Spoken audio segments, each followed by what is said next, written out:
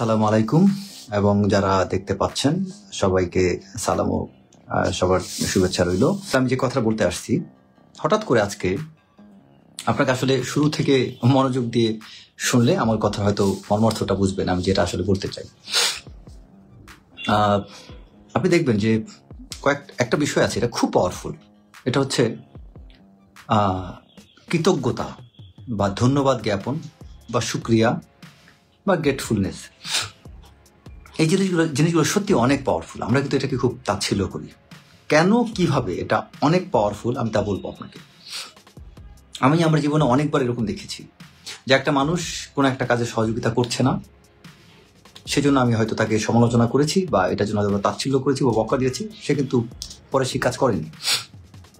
But এমন হয়েছে কোনো একটা মানুষকে প্রশংসা করেছি, হয়তো ছোট্ট একটা অবদান রেখেছে, তারপরে তাকে অনেক প্রশংসা করেছি, সেটাকে রেকগনাইজ করেছি, সে কিন্তু পরে রেসপন্স করেছে করে। তো আমরা আসলে এই পাওয়ারফুল একটা টেকনিক, এটাকে কিন্তু আমরা কাজে লাগাই না। আপনি মানুষকে যত বেশি প্রশংসা, চাটুকারিতে অর্থে বলবো না, প্রশংসা জিনিসটা কিন্তু অ্যাকচুয়ালি কয়েক ধরনের হয়ে থাকে। একটা হচ্ছে আমরা ফ্ল্যাটারিং যেটা করি, এটাও প্রশংসা। অ্যাডমায়ারিং যেটাকে বলি, সেটাও প্রশংসা। যে একটা মানুষ কোনো একটা ভালো কাজ করেছে, তাকে এনকারেজ করার জন্য আমরা প্রশংসা করি, এবং এটা খুব দরকার, খুব পাওয়ারফুল। আমি নিজের ব্যক্তিগত উপলব্ধি থেকেই আমি একটা গল্প বলি। যেমন আজকে হঠাৎ করে আমার বাবার কথা খুব মনে পড়তেছিল আমার, এবং কি উপলক্ষে তাও বলি। আমি সাধারণত আমার ওয়াইফ, সে কি খরচ করে না করে আমি কখনো হিসাব নিই না, কখনো এটা হিসাব নিই না। সে যদি বলে যে 5,000 টাকা লাগবে বা এত টাকা লাগবে, আমার সামর্থ্য অনুযায়ী সেটা আমি তাকে দিই। বা আমি আমার ইভেন যেমন আমার সবকিছুই তার কাছে, বলতে গেলে আমার ডেবিট কার্ড, ক্রেডিট কার্ড সবই তার কাছে। আমি কখনোই আমার ওয়াইফের কাছ থেকে কখনো কোনো হিসাব তো চাই না, বরং সে যেভাবে করে, কারণ আমি বিশ্বাস করি যে আমার সামর্থ্যের বাইরে সে কোনো কিছু করবে না, এই বিশ্বাস আছে, এবং সে বিশ্বাস সে ভাঙেনি। তো আজকে হঠাৎ করে টেক্সট করছে, সে সকালবেলা আমাকে বললো যে 40,000 টাকা দরকার, তার মধ্যে একটা অংশ কোনো একটা কাজ, দৈনন্দিন কাজে, আরেকটা অংশ সে কাউকে দিবে, তারই কোনো একটা আত্মীয় অসুস্থ, তাকে দেওয়ার জন্য। আমি এটা নিয়ে আর ফার্দার জিজ্ঞেস করি। আমি বলছি ঠিক আছে, কার্ড আছে, তুমি টাকা তুলে দিয়ে দিও, কারণ ডেবিট কার্ডটা তার কাছে যেহেতু থাকে। তো বিকালবেলা সে আমাকে একটা টেক্সট পাঠাইছে। টেক্সটের কথাটা ছিল এরকম যে যদি আমার সামর্থ্য থাকতো, সুযোগ থাকতো, আমি ইনকাম করতাম একটা মানুষের ইনকামের উপর। সে বোঝাতে যাচ্ছে যে আমি এত খরচ হওয়ায়, সত্যি কথা ঢাকায় তো আসলে লাইফ স্টাইলটা অনেক এক্সপেন্সিভ, আর আমার অনেক ধরনের দায়িত্ব আছে, যে কারণে অনেক বেশি খরচ হয়। তো সে মনে করে কোনো সেভিংস করতে পারছি না, যা ইনকাম পুরোটা খরচ হচ্ছে, এবং তার হাতের উপর দিয়ে, কারণ আমার সমস্ত ফ্যামিলি খরচ সেই করে। সো যে যদি তার একটা বাড়তি ইনকাম থাকতো, তাহলে হয়তো আমাকে সাপোর্ট করতে পারতো। একটা মানুষ এত খরচ করে, ট্রাস্ট মি, তার এই উপলব্ধিটা আমার সব কষ্ট দূর করে দিছে, এবং আসলে সেটা সবসময় উপলব্ধি করে, আজকে নতুন তা না। তো তখন আমার বাবার একটা কথা মনে পড়লো, যেটা আপনাদেরকে আসলে শেয়ার করার জন্য আমার লাইভে আসা। আমার বাবা প্রায় একটা কথা বলতো, আমরা অনেক ভাই বোন, আমরা একটা অনেক বড় পরিবারের মধ্যে বড় হয়েছি, আমার অনেকগুলো ভাই বোন, এবং আমার বাবা আসলে সত্যি কথা যে এই ভাই বোনগুলো, আমার ভাই বোন যে পড়াশোনা করেছে, এতগুলো ভাই বোন, আমার বড় বোন, আমার বড় ভাইরা, আমি সবার ছোট, এতগুলো মানুষ পড়াশোনা করেছে। আমি সত্যি আপনাদেরকে অনুরোধ করবো, দয়া করে আপনারা কথাগুলো পুরোটা শুনবেন, এবং অনেক বড় একটা শিক্ষণীয় বিষয় আছে। আমাদের সবচেয়ে বড় শিক্ষাটা হচ্ছে আমাদের পরিবার নিয়ে হওয়া উচিত। আমরা সমাজ, রাষ্ট্র নিয়ে সবসময় কথা বলি, কিন্তু পারিবারিক কিছু শিক্ষা, এটা আমরা খুব তাচ্ছিল্য করি। এটা প্রচন্ড গুরুত্বপূর্ণ যদি সত্যি আমরা সুখী হতে চাই। আপনারা একটু মনোযোগ দিয়ে আমার এই কথাটা শুনবেন। তো আমার বাবা প্রায় সময় খুব করে বলতেন যে আমি কখনো আমার বাবার কাছ থেকে তিনি যা দিতেন, আমি কোনোদিন তার কাছে 1 টাকা বেশি চাইনি। যদি দরকার হতো 1,000 টাকা, বাবা যদি 500 টাকা দিতেন, আমি ওইটা নিয়ে খুশি থাকতাম, এবং এটা সে প্রশংসা করতেন। আলহামদুলিল্লাহ, হয়তো তার সেই দোয়ার বরকতে আমি আমার অন্য অনেক ভাই বোনের চেয়ে আমি ভালো আছি, কারণ কখনো আমি তাকে ব্যথা দিয়ে, কষ্ট দিয়ে কোনো টাকা পয়সা নিয়ে নিই। তো অনেক ক্ষেত্রে আমার অন্য ভাই বোন অনেকে হয়তো টাকা কম হলে তারা একটু আফসোস করতো। তখন আমার বাবা বলতো যে একা আমি ইনকাম করি, তো তোমরা তো কিছু বুঝবা না, বসে বসে খাও। নর্মালি কমনলি আমাদের ফ্যামিলি, মা বাবা যেভাবে কথা বলে থাকে, তিনি আসলে তার কথাটা বুঝাতে চাইতেন এটা, যে আসলে আমরা অনেকগুলো ভাই বোন, সবার জন্য তিনি পড়াশোনা সবকিছু খরচ করতেন। তো তিনি কিন্তু কোনো একটা সাপোর্ট পেতেন না। তখন কিন্তু আমার একদম বড় ভাই, অনেক বড়, আমি যখন স্কুলে পড়ি, তখন আমার সবচেয়ে বড় ভাই, যে সে পড়াশোনা শেষ করে কিন্তু তার অনেক সিনিয়র লেভেলে চলে গিয়েছে। তো তাও সে তেমন কিছু করতো না। মানে আমি কখনো আমার ভাই বোন, বড় ভাই বোন কাউকে দেখিনি যে আমার বাবাকে বড় কোনো একটা কন্ট্রিবিউশন করছে, বাবাকে বলছে বাবা তোমাকে 5 লাখ টাকা দিলাম, তুমি এটাই করো। তো এই জিনিসগুলো কখনো হয়নি। তো এটা হওয়ার কারণে আমার বাবা মানে সে এটা খুবই করতো না, বাট সে খুব বলতো যে তোমরা কখন এটা বুঝবা না, যখন নিজের সংসার হবে তখন নিজেরা বুঝবা। আজকে সত্যি যখন এই কথাটা মনে পড়ছে, আমার অন্তর থেকে আমার বাবার জন্য দোয়া আসছে। আমি তৎক্ষণাৎ আমি আল্লাহর কাছে হাত তুলে দোয়া করছি, আল্লাহ তুমি আমার বাবাকে সত্যি ভালো রাখো, রাব্বে হামুমা কামা রাব্বায়ানি সাগীরা, তাকে তুমি মাফ করে দাও। এবং আমি এই যে অন্তর থেকে আমার বাবার জন্য দোয়া আসছে, জানেন এটাই কিন্তু সবচেয়ে বড় দোয়া, এই দোয়াটাই কবুল হয়। সারাক্ষণে যে মোনাজাতে আমরা যত মিলাদ টিলাদ করাই, এগুলো কিন্তু কোনো আসলে কবুল হয় মানে কবুল হওয়ার সম্ভাবনা একদমই কম। সন্তান এবং পিতা বা সন্তান, পিতা মাতা এবং সন্তান, তার মধ্যে আল্লাহ তাআলা দোয়া কবুলের ক্ষেত্রে কোনো পর্দা রাখেনি, ডাইরেক্ট কানেকশন আল্লাহ রেখে দিয়েছে, এটা হাদিসের কথা। সো কোনো সন্তান যদি বাবার জন্য মায়ের জন্য দোয়া করে, এটা একদম কবুল হয়ে যায়, পরিষ্কার সহিহ হাদিস। যারা হুজুর আছেন তারা ভালো আমার সাথে কথা বলতে করতে পারবে, রেফারেন্স সহ বলতে পারবে। তো আমার একদম মনের ভিতর থেকে আমার বাবার জন্য দোয়া আসছে এবং আমার চোখ দিয়ে পানি চলে আসছে। আমার বাবা কত কষ্ট করছেন, বা মনে হচ্ছে যে একটাবার যদি বাবাকে যে বলতাম আব্বা আসলে আপনি এত কষ্ট করেন, আমরা আপনাকে কিছু দিতে পারছি না, একটাবার যদি বাবাকে এই কথাটা বলতে পারতাম। এটা হচ্ছে আমার অ্যাকচুয়াল মেসেজ, যেটা আপনাদেরকে দেওয়ার জন্য এই কথাগুলো।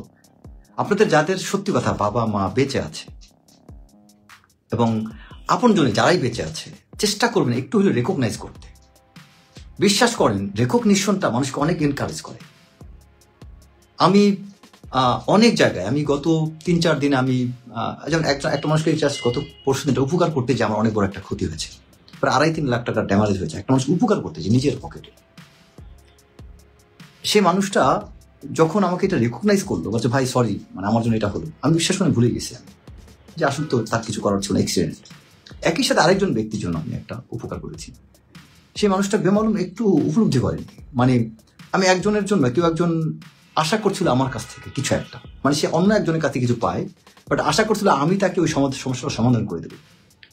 এই বিষয়টা এক পর্যায়ে আমি খুব মনে কষ্ট পাচ্ছিলাম যে খামাও করে সে আমাকে ব্লেম দিচ্ছে। মনের কষ্টে আমি পরে সেই মানুষটাকে, তার সেই পাওনা জিনিসটা আমি নিজে অন্যের কাছ থেকে নিয়ে, বলতে গেলে এক কথা তার অনুমতি ছাড়াই আমি তার কাছে নিজে দিয়ে আসছি এবং অপেক্ষা ছিলাম দেখি সে কি রিয়াক্ট করে। আজকে 3-4 দিন হয়ে গেছে, তার কাছে ভালো রিয়াকশনটা পাইনি। মানে সে একটাবার জন্য বলে নাই যে ভাই আপনি বা তুমি আমার জন্য এই জিনিসটা করলা, তো অন্য সবাই তোমার কাছে তুমি কি জবাব দিবা। তখন খুব কষ্ট লাগছে আমার কাছে, একটু রেকগনাইজ করলো না। বিশ্বাস করেন আমরা এই জিনিসগুলো করি না। মানে একটা মানুষকে একটু কৃতজ্ঞতা প্রকাশ করেন, একটু ধন্যবাদ দেন, দেখবেন মানুষ খুব উৎসাহ পাবে। আপনার আরো একটা বিষয় কি জানেন, আমরা গেট ইট গ্রান্টেড একটা সেন্টিমেন্ট আছে আমাদের, যে যেমন ধরেন আমি ধরে নিই আমার বাবা এটা আমাকে দিবেন। আপনি সন্তান বাবা হিসাবে আপনার বাবা অনেক কিছু দিচ্ছে, আপনি কিন্তু খুব বেশি একটা এক্সাইটিং প্রকাশভঙ্গি থাকে না। আপনার একজন মামা চাচা কেউ একটা গিফট নিয়ে আসে, আপনি কিন্তু খুব সুন্দর করে সাজাবেন, বাবার সামনে বারবার দেখাবেন। কিন্তু বাবা যে এত কিছু দিচ্ছে আপনি কিন্তু তাকে একবার বলছেন না। আবার ধরেন আপনি আপনার ফ্যামিলিতে সবার জন্য অনেক কিছু করেন, প্রতি ঈদের সময় সব বড় ভাই বোনের বাচ্চা কাচ্চা অনেক কিছু কিনে দেন। দেখবেন যে এটাকে সে ধরে নেয়, হি গেটস গ্রান্টেড যে আপনি তো দিবেনই। কিন্তু অন্য কেউ যিনি 12 মাসে দেন না, তিনি একবার যদি কোনো একটা শাড়ি কাপড় দেয়, এটার এক্সপ্রেশন অনেক বেশি হয়, বারবার বলে পারে অমুক এটা দিছে। এটা আমি আমার খুব কাছের মধ্যে, আমার পরিবারের মধ্যে আমি এটা দেখি, তখন খুব বুকের ভিতরে একটা কষ্ট হয়। যাহারে আমার তো এটা মানে ফরজ না, করার কথা, আমি তো এই যে ট্রেডিশনাল কাজটা করছি, আমি দিচ্ছি সবাইকে, কখনো তো আমারটাকে রেকগনাইজ করে না। বাট আমি যে 12 মাস প্রতি বছর সবসময় একটা মানুষকে এটা দিচ্ছি, এটা তার কাছে কখনোই একটা ভালো কিছু মনে হয় না। হঠাৎ করে যিনি জীবনে দেননি, তিনি একটা কিছু দিলে ওইটাকে বারবার শো করছেন। অথচ কিন্তু ইসলামে কিন্তু আপনার যে কোনো কিছু দিলে শুকরিয়া, ধন্যবাদ জ্ঞাপন করা, এটা কিন্তু সুন্নাত, প্রশংসা করা, যে আল্লাহ তোমাকে রহম করুক, আমি সত্যি খুব খুশি হয়েছি আপনি এরকম একটা কাজ করলেন। এই ছোট্ট 2-3টা শব্দ খুব কঠিন না, খুব কষ্টের না, কিন্তু আমরা এই ছোট্ট জিনিসটুকু আমরা করি না। এবং এই ছোট্ট জিনিসটা না করার কারণে আমাদের আশেপাশে অনেক মানুষ, ভালো মানুষগুলো যাদের সত্যি করার মন মানসিকতা আছে, সেই মানুষগুলো তাদের কিছু করার সেই আগ্রহটা, প্যাশনেসটা হারায় ফেলে। এবং আমি মনে করি যে মানুষের আসলে আমাদের মধ্যে এই উৎসাহ দেওয়ার এই অভ্যাসটা গড়ে তোলা উচিত। আমাদের আশেপাশে যারাই আছে, আপনার বাবা হোক, মা হোক, ভাই হোক, বোন হোক, কেউ যদি কিছু করে একটু রেকগনাইজ করে, এবং তবে এটাও ঠিক, আপনি কারোর জন্য কিছু করে আবার অহংকারী হয়ে উঠবেন। আমি আমার আশেপাশে এমন মানুষও দেখেছি যে খুব অহংকারী হয়ে ওঠে, মানে কিছু একটা করছে সেটাকে বারবার রিপিটেডলি বলে যাচ্ছে, এটাও খারাপ লাগে। আমার জীবনে কেউ একজন কয়েকটা উপকার করেছিল, যেমন আমার স্টুডেন্ট লাইফে ছোটখাটো কিছু উপকার করেছিল আমাকে, আমি তার রিটার্ন অনেক বেশি দিয়েছি, কিন্তু আমি তাকে খোটা দিই না, বাট ওই মানুষটা মাঝে মধ্যে আমাকে খোটা দেয়। আমি আমার নিজের একটা উদাহরণ দিলাম, তবে খুব কষ্ট পাই আমি। তাকে আমি কত কিছু করেছি তার জন্য সেটা আল্লাহ জানেন, কিন্তু আমি কিন্তু তাকে কখনো খোটা দিই না। কিন্তু ওই মানুষটা কোন একটা সময় ছোটখাটো কিছু করেছিলেন, আমাকে অনেক খোটা দেন, কয়েকবার নিমো খানামো বলেছে, অথচ সে ভুলে যাচ্ছে তার জন্য আমি কি করেছি। তো এটাও আবার ঠিক না যে আপনি কাউকে আপনি নিজে আমি যার জন্য কিছু করবো আমার আশা করা ঠিক না। একই সাথে এটাও ঠিক যাদের জন্য কিছু করবো তাদের একটু রেকগনাইজ করা উচিত। এবং কৃতজ্ঞতাবোধ আল্লাহ তাআলা পছন্দ করেন। আমরা যার জীবদ্দশায় তাকে জন্য তার কর্মের কৃতজ্ঞতা তার প্রতি প্রকাশ করি এবং তাকে জন্য একটু হলে ধন্যবাদ দিই। আপনারা মুন্না ভাই MBBS দেখছেন না? মুন্না ভাই MBBS কিন্তু ওই যে একজন ক্লিনার থাকে, তাকে একদিন সঞ্জয় দত্ত মুন্না ভাই তে কিন্তু জড়িয়ে ধরে, তারপর থেকে সেই ক্লিনারের মুখে হাসি ফোটে। এবং এটা কিন্তু মুন্না ভাই MBBS মুভিতে খুব সুন্দর করে দেখানো হয়, খুব সুন্দর করে প্রেজেন্ট করা হয় যে আমাদের যে সামাজিক কিছু আচরণ, উৎসাহটা এটা কত বেশি কাজ করে। সেই মুন্না ভাই MBBS এর সেই ওই চাচা যিনি ক্লিন করতেন, তিনি কখনো কেউ তার সাথে সৎ ব্যবহার করতো না, কিন্তু যখন সেই মুন্না ভাই MBBS এর সেই নায়ক মুন্না বা সঞ্জয় দত্ত যখন তাকে একদিন জড়িয়ে ধরে এবং তাকে ধন্যবাদ দেয়, এরপরে কিন্তু সেই লোক কখনো ক্লান্ত হয় না, তিনি কিন্তু অবিরাম কাজ করে যাচ্ছিলেন। এই কৃতজ্ঞতাটুকু প্রকাশ করতে হয়। যেমন রাস্তা দিয়ে আপনি যাচ্ছেন, একটা ট্রাফিক কাজ করছে, আমি একবার এরকম করেছি। একদিন বৃষ্টির মধ্য দিয়ে আমি যাচ্ছিলাম, তো হঠাৎ করে বৃষ্টি আসলে হঠাৎ করে নামছে। অনেক সময় কি আছে না যে আপনি বৃষ্টি সিজন হলে পুলিশ সার্জেন্টরা তাদের কাছে ছাতাটা রাখেন, কিন্তু অনেক সময় আছে না যে বৃষ্টির কোনো সম্ভাবনা নেই, প্রস্তুত ছিল না, হঠাৎ করে বৃষ্টি আসলো, বৃষ্টিতে কোনো এক সার্জেন্ট ভিজতেছে। আমার গাড়িতে তখন ছাতা ছিল না, বাট আমার খুব মন চাইছে লোকটাকে কিছু বলি। গাড়িটা থামিয়ে গ্লাসটা নামিয়ে পর বললাম যে ভাই আপনাকে অনেক ধন্যবাদ, আপনি আসলে খুব কষ্ট করতেছেন, একটা কাজ করেন, একটু এসে যায় দাঁড়ান। তখন সে উত্তরটা দিল যে আপনি যে একজন যাত্রী, এই যে যাওয়ার সময়টা খেয়াল করলেন না, এখন আমি সারাদিন ভিজলে আমার খারাপ লাগবে না। এটা এত বেশি কাজ করে, দিস ইজ ভেরি পাওয়ারফুল। মানুষকে একটু রেকগনাইজ করে, প্রচন্ড পাওয়ারফুল। আমি আরো একটা কথা দিয়ে লাস্টে শেষ করব। আমার কাছে অনেক সময় মানুষ অনেক সমস্যা নিয়ে আসে। যেমন ধরেন একটা মানুষকে সে বললো যে ভাই একটু অমুক থানার ওসি বা অমুক জায়গায় একটু বলে দেন, আমি একটা অভিযোগ নিয়ে যাব। আমি থানার বলে দিলাম, অভিযোগটা নিয়ে গেল এবং সেই থানার ওসি খুব সুন্দরভাবে তাকে রিয়াক্ট করলো, অ্যাকশন নিল। কাজ হোক না হোক, এই যে অ্যাকশনটা নিল, সে যদি একটু ধন্যবাদ দেয় আমি কিন্তু খুশি হব। বাট অনেক ক্ষেত্রে কি হয় জানেন, মোস্ট অফ দ্য কেসে ওই কেসটা আমার নিজের কেস হয়ে যায়। I have become his advocate and ওই কেস এরকম অনেক ঘটনা আছে ভাই। 3 মাস 4 মাস পর্যন্ত ওনার ওই কাজ নিয়েই আমি দৌড়েছি। এরপরে বলেন ভাই এটাই ঠিক আছে ভাই, কিন্তু কথা শুনতেছে না, মানে একদম আপনাকে সত্যি কথা বলছি। যদি আপনার প্রমাণ চান আমার সামনে দেখা করুন, আমি আপনাকে 100 উদাহরণ দিতে পারবো আমার ফেসবুক মেসেঞ্জারে। I have the proofs.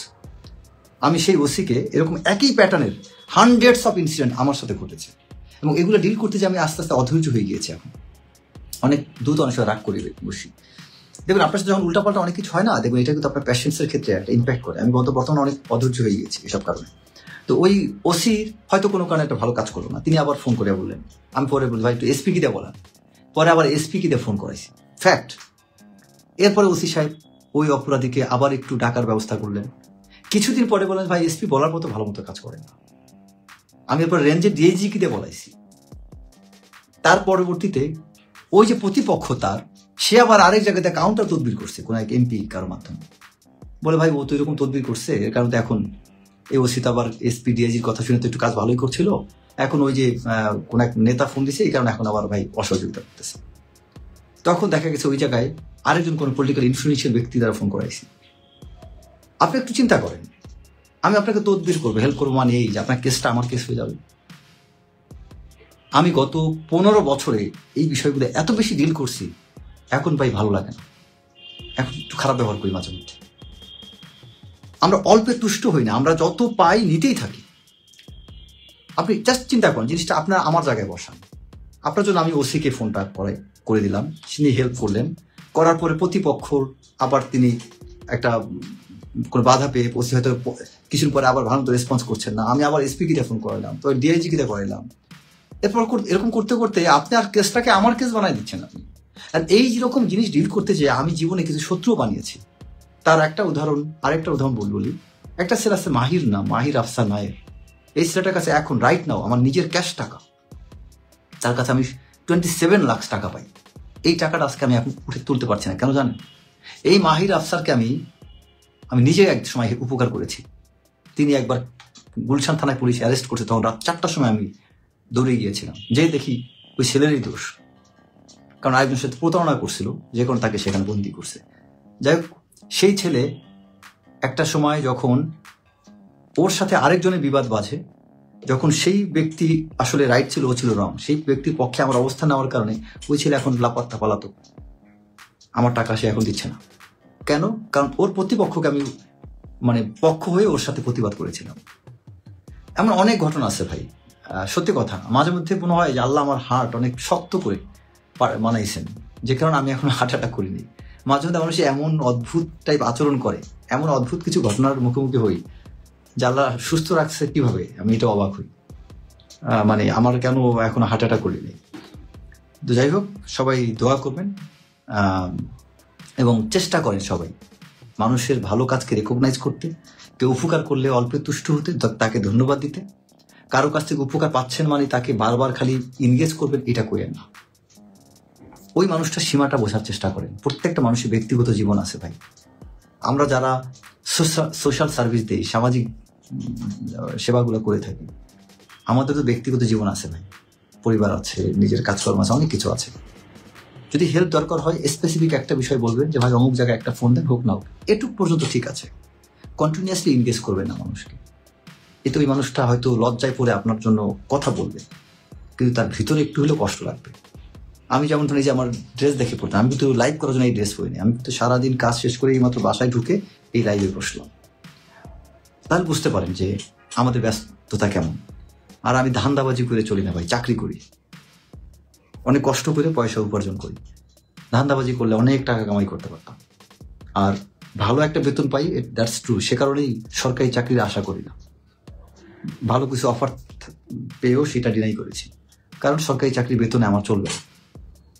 আর সৎভাবে চলতে গেলে বেতনটা অনেক গুরুত্বপূর্ণ বিষয়। বাংলাদেশে যে কারণে করাপশনটা দূর হয় না, বাংলাদেশের স্যালারি স্ট্রাকচার অনেক খারাপ। এটা আরো বড় হওয়া উচিত, যাতে মানুষের দুর্নীতিটা কমে যায়। পাশাপাশি মাইন্ডসেটটাও ঠিক করা দরকার।